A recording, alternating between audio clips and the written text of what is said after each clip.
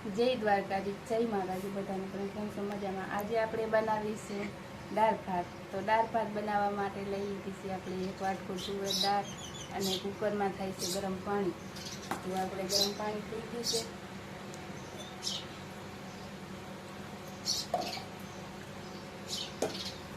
અને આપણે ગરમ પાણીથી તુવેર દાળ ધોવાની છે એટલે આપણે એમાં ગરમ પાણી નાખી દેવાનું.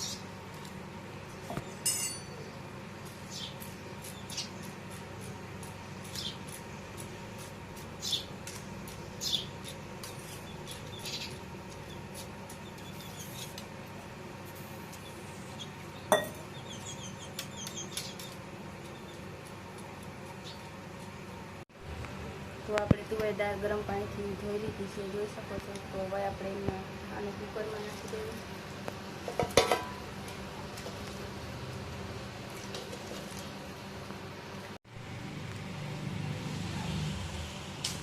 તો આપણે તુવેર દાળ બાફવા મૂકી દીધી છે. હવે આપણે કુકરનું ઢાંકણ બંધ કરી અને 4 થી 5 સીટી થાય ત્યાં સુધી આપણે એને બફાવા દઈશું. કારણ કે તુવેર દાળ બહુ સરસ બફાઈ જાય ત્યાં સુધી આપણે એને બફાવા દેવી પડે.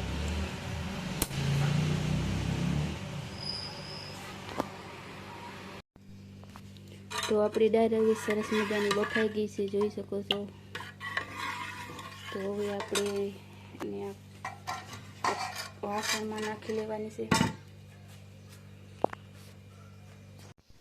તો આપણે ટમેટું અને મરચું મોરી લીધું છે અને એમાં હળદર અને મીઠું સ્વાદ પ્રમાણે નાખી દીધું. અને દાળમાં આપણે ખટાશ પ્રમાણે એક લીંબુ નાખી દેવાનું.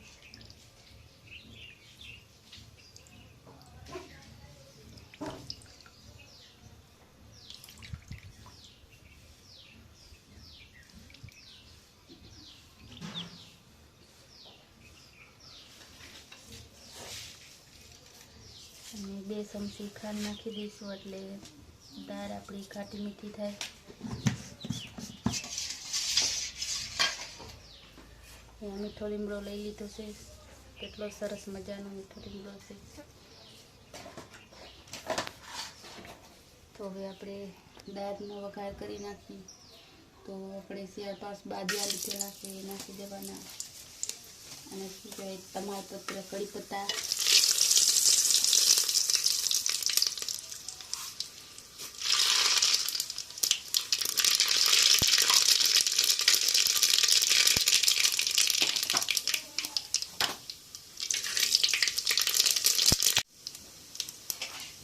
રાયું જીરું નાખી દીધું.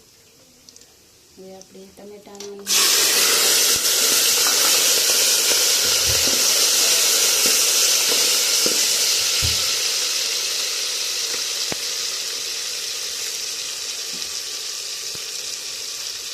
થોડા મીઠા લીમડાને નાખી દેવાનું. મીઠા લીમડાથી દાળનો સ્વાદ બહુ સરસ આવે છે.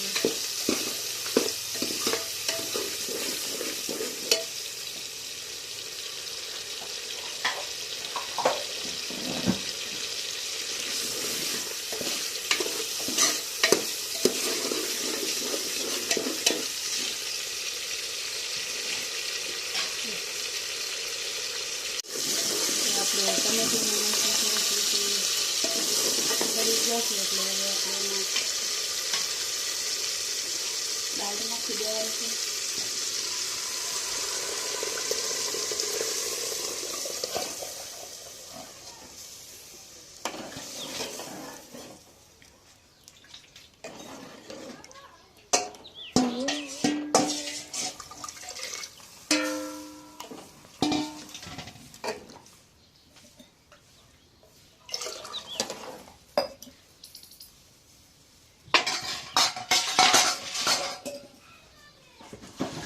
તો આપણી દાળનો વઘાર થઈ ગયો છે. કેટલી સરસ મજાની દાળ આપણી તૈયાર થઈ ગઈ છે. એમાં આપણે નાખી દઈશું થોડુંક લાલ મરચું પાવડર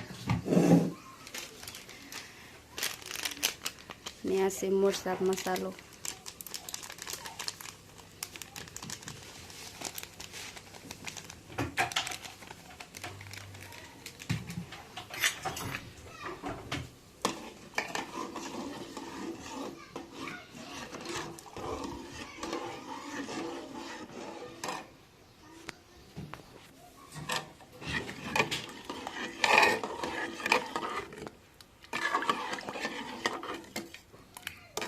મસાલા બધાય નાખી દીધા છે, એટલે હવે આપણે થોડી વાર ચડવા દેવાની છે.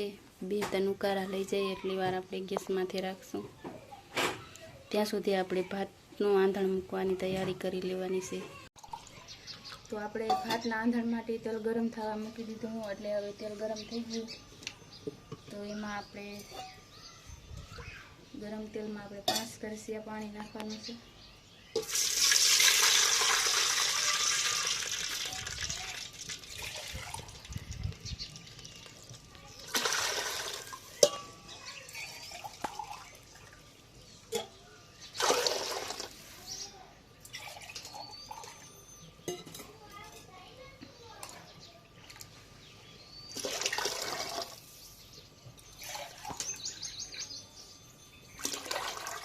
તો આપણે હવે આંધણ મૂકી દીધું છે. ત્યાં સુધી આંધણમાં ઉકારો ના આવે ત્યાં સુધી આપણે એને ગરમ થવા દેવાનો છે. તો જોઈ શકો છો મિત્રો, આપણી દાળ સરસ મજાની તૈયાર થઈ ગઈ છે.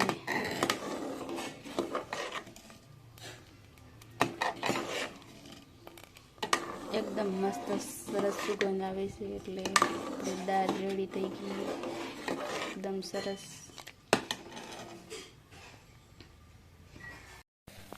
તો આપણું આંધણ થઈ ગયું છે, એકદમ ઉકળી ગયું છે. એટલે હવે આપણે જે આ ચોખા ધોયેલા છે એ ચોખા વળી દેવાના.